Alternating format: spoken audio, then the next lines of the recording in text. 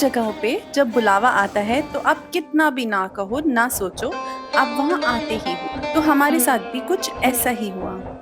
Last episode में आपने देखा होगा कि हम रेडी थे एक यात्रा पे निकलने के लिए सीता जी की खोज में। पर आखिर बात सीता माता और राम जी के वनवास यात्रा पर जाने की थी, तो आसान कैसे हो सकती थी भला। हम बहुत एक्साइटेड थे और सोचा अच्छे काम की शुरुआत करने से पहले क्यों ना काशी में शिव जी का आशीर्वाद ले लें। पर हमारे प्लान्स कैंसिल पे कैंसिल होते गए। कभी ट्रेन कैंसिल हो गई, कभी 7 घंटे डिले, तो कभी वेटिंग ही कंफर्म नहीं हुई। फिर हमने बनारस जाने की होप्स ही छोड़ दी और सोचा सीधा जाते हैं अपने पहले डेस्टिनेशन सीतामढ़ी, जो कि सीता जी की लाइफ से जुड़ा है। और आज देखिए उस प्लानिंग से ठीक 20 दिन बाद हम बैठे हैं वाराणसी में। यकीन नहीं हो रहा कि फाइनली हम यहाँ हैं, वाराणसी में, जहाँ पूरी सृष्टि की शुरुआत हुई थी।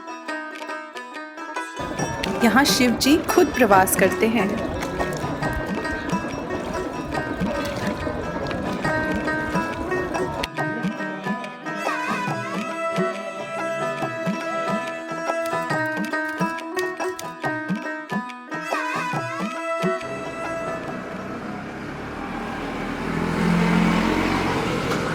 हुआ कुछ ऐसा कि हमारी बनारस की ट्रेन 4 घंटे लेट होने की वजह से हमको रात को 1 बजे बनारस ड्रॉप करती है। अब मुझे डर लग रहा था कि इतनी रात को होटल कहाँ ढूंढूंगी। तभी मुझे कोई बताता है कि बनारस स्टेशन पे डॉम्स हैं, बट इंडिया की पॉपुलेशन तो आपको पता ही है, डॉम्स फुल होते हैं। हम वापस ही जा रहे होते हैं, तभी काउंटर वाले भैया एक सॉल्यूशन देते हैं। वो बोलते हैं कि कुछ लोगों के डॉम्स बुक थे, ट्रेन कैंसिल हो गई है, तो कुछ आवर्स के लिए आप रुक सकते हो, बट जब वो लोग आएंगे तो आपको खाली करना पड़ेगा। फिर क्या था, हमने सामान को कुछ इस तरह बांधा और हम सो गए। जब आंख खुलती है तो सुबह हो चुकी होती है। फिर सुबह डॉम में ही तैयार होके हम निकल जाते हैं बनारस को महसूस करने। वैसे बनारस मेरे लिए सिर्फ एक घूमने की जगह नहीं है, ये वो जगह है जहाँ वक्त थम सा जाता है और मैं खुद से मिल पाती हूँ। बनारस आना और यहाँ समय बिताना एक ख्वाब के जैसा है। बनारस के बारे में जितना कहा जाए कम है। बनारस इश्क है, बनारस ख्वाब सा हसीन है। बनारस अपने में जीवन और मोक्ष के रहस्य को छुपाए हर उस इंसान को सुकून भरे क्षण महसूस कराता है जिसे वो यहाँ खुद बुलाता है। कुछ तो अलग है इस जगह पे, ऐसे ही थोड़ी शिव जी ने इसे भी चुना होगा। उन्होंने भी शायद कुछ यहाँ बहुत हसीन महसूस किया होगा। हम भी बस उसी सुकून भरे लम्हों में गंगा के बहाव के बीच खुद को थोड़ा खो रहे हैं और खुद को थोड़ा पा रहे हैं। और आज फाइनली देखिए हम आ गए हैं बनारस में। इसने हमें बुला ही लिया है आफ्टर 20 डेज ऑफ प्लानिंग। जब हमने होप्स छोड़ दी थी कि हम नहीं आएंगे बनारस, पर जब बुलावा आता है ऐसे शहरों से तो आप खुद ब खुद चले आते हैं। एंड बहुत सुंदर लग रहा है यार, बहुत ही प्यारा लग रहा है यहाँ पे आके, बहुत ही सुकून महसूस हो रहा है मुझे। बनारस कहो तो इश्क तो अपने आप मुँह पे जुबान पे आ जाता है। तो मुझे भी इश्क हो गया है इस बनारस से और इस बनारस की गलियों से, बनारस के घाटों से। तो चलिए देखते हैं कैसा है बनारस और कैसी होगी हमारी ये यात्रा। बनारस के घाट पे बैठी होती हूँ तब एक ख्याल आता है, अगले 3 महीने पता नहीं कैसे होंगे। यात्रा पे तो निकल गई हूँ, पर क्या मैं सीता मैया को अच्छे से जान पाऊंगी? और सीता माता ने न जाने ऐसे कितने घाटों पे अकेले समय बिताया होगा, कितनी नदियों के किनारे वो अकेले बैठी होंगी। वेल, इन थॉट्स के साथ मैं वाराणसी के घाट से घाट चले जा रही थी और इतनी जल्दी पूरा दिन निकल जाता है, पता ही नहीं चलता।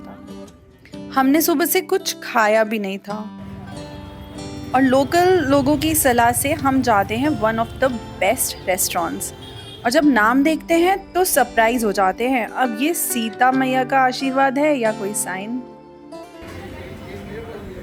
अब बनारस तो घूम लिया, खाना भी खा लिया और अगले 1 घंटे में हमारी ट्रेन थी। लेकिन दिल थोड़ा उदास था कि काशी आके भी शिव जी के दर्शन नहीं हो पाए। और तभी जब ट्रेन का टाइम चेक किया तो पता चलता है कि ट्रेन 6 आवर्स लेट है और शायद हम ही होंगे जो ट्रेन लेट होने पे इतनी खुशी मना रहे होंगे। और फिर भागते भागते रात के 10 बजे निकल जाते हैं काशी विश्वनाथ के दर्शन के लिए।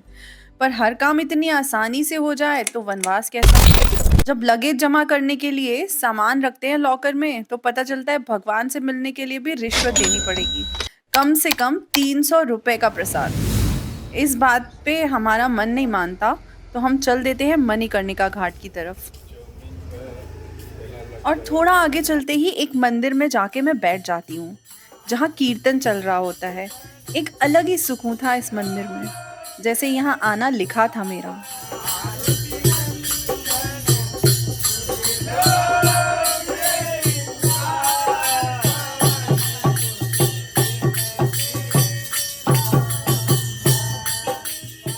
और जब जा ही रही होती हूँ तो छोटी सी मूर्ति दिखती है साइड में जो राम और सीता जी की होती है। कितना कोइंसिडेंस है ये ना। सीता मैया का आशीर्वाद लेके मैं मणिकर्णिका घाट की तरफ जा ही रही होती हूँ कि मुझे उस गली में मंदिर का एक गेट दिखता है। सिक्योरिटी ऑफिसर से रिक्वेस्ट करती हूँ तो न जाने कैसे वो मान भी जाते हैं बैग रखने के लिए, और भगवान का रूप थे वो मेरे लिए। उनकी वजह से हम मंदिर के दर्शन कर पाते हैं, वो भी मंदिर बंद होने से 5 मिनट पहले, रात के 11 बजे, और बिना भीड़ के एकदम सामने से। आज सुबह से मेरे साथ इतने सारे कोइंसिडेंसेस हो रहे थे ना कि मैं खुद बिलीव ही नहीं कर पा रही थी। बाहर निकल के जब आती हूँ तो मेरा एक बैग कम होता है और याद ही नहीं आ रहा था कहाँ रखा है। सब जगह ढूंढ लिया लेकिन कहीं भी नहीं मिला। और लड़कियों का कोई बैग खो जाए जिसमें नए कपड़े खरीदे हुए हो तो कैसा फील होगा आप समझ ही सकते हो।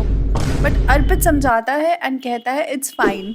हम चल देते हैं मणिकर्णिका घाट की तरफ, जहाँ जाके ना लाइफ की सच्चाई समझ में आ जाती है।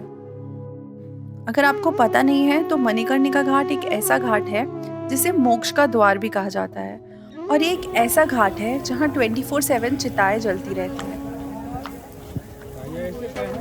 यहाँ पहुँच के लाइफ की सच्चाई समझ में आ जाती है। एक तरफ मैं कपड़ों के मोह की वजह से रो रही थी, दूसरी तरफ यहाँ लोगों के शव जल रहे थे। तब समझ में आता है कि क्या लेके आए हैं, क्या लेके जाएंगे। खाली हाथी आए थे और खाली हाथी जाएंगे, और सब कुछ लाइफ में इम्परमानेंट है। इस लर्निंग का इससे बेटर तरीका क्या ही हो सकता था। मे बी गॉड मुझे ये लर्निंग देना चाहते थे। लोग समाज का जो होता है, मारवाड़ी पंजाबी समाज का जो होता है, इसमें जलता है बरनवाल में, ये हॉल में। हाँ, इस हॉल में। इसमें नॉर्मल जैसे लोग का तत्काल बॉडी आ जाता है तो यहाँ जलवाया जाता है। जगह न रहने के कारण फिर बॉडी हम लोग ऊपर जलवाते हैं।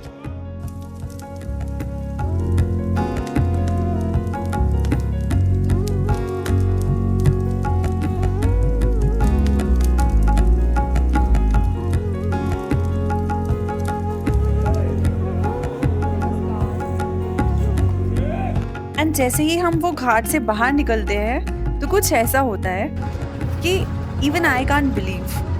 न जाने कैसे अर्पित बोलता है कि स्टोर में चेक कर लेते हैं, एंड स्टोर में हमें वो कपड़ों का बैग मिल जाता है। स्टोर वाले भैया हमें बताते हैं कि उनको वो बैग मिला था और उन्होंने सेफली रखने के लिए उसको स्टोर के अंदर रख दिया। मैं बहुत ज़्यादा सरप्राइज्ड होती हूँ। एक दिन में इतने सारे एक्सपीरियंसेस, इतने सारे सरप्राइजेस, इतने सारे कोइंसिडेंसेस, ये सच में जर्नी ऑफ इमोशंस थी। एक्चुअली आज सुबह से हुआ क्या है कि हमारे जितने भी इमोशंस थे ना, आज फर्स्ट डे ही सब के सब बाहर आ रहे हैं।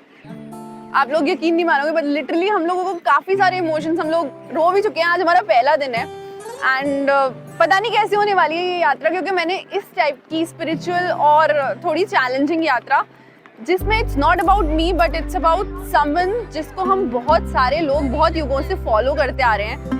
तो बहुत ज़्यादा मैं एक्साइटेड हूँ, लेकिन मैं बहुत ज़्यादा डरी भी हुई हूँ, बिकॉज एक चैलेंज है मेरे लिए। ये वनवास सीता माता के लिए तो था, लेकिन मेरे लिए भी एक बहुत बड़ा चैलेंज है। वनवास है या नहीं वो तो मुझे जाके पता चलेगा। और I am really, I don't know, nervous as well. तो देखेंगे कैसा होगा पूरा ये सफ़र। ये थॉट्स और लर्निंग्स और शिवजी का आशीर्वाद लेके हम फाइनली चल देते हैं वाराणसी से वनवास पे, जो कि मैं नेक्स्ट वीडियो में आपको दिखाने वाली हूँ। तो अगर आप चैनल पे पहली बार आए हैं तो सब्सक्राइब कर लीजिए, हमारे साथ जुड़ जाइए और हम पूरी वनवास यात्रा हम करने वाले हैं अगले 3-4 महीनों में और सीता मैया और राम जी की लाइफ से हम बहुत सारी चीज़ें सीखने वाले हैं। वैसे जो लेसन्स आज मैंने वाराणसी के घाट पे सीखे, वैसे कुछ लेसन्स हमें रामायण में भी मिलते हैं about detachment and impermanence. Ram अच्छे राजा होने के बावजूद अपने राज्य को छोड़ के वन में चले गए। ये दिखाता है कि समय पर मटेरियलिस्टिक चीजों को छोड़ देना ही ठीक है। सीता भी राम जी से दूर रही, तो ये सिखाता है कि रिश्ते भी बदल सकते हैं, हमें याद दिलाते हुए कि जिंदगी में कुछ भी हमेशा के लिए नहीं रहता।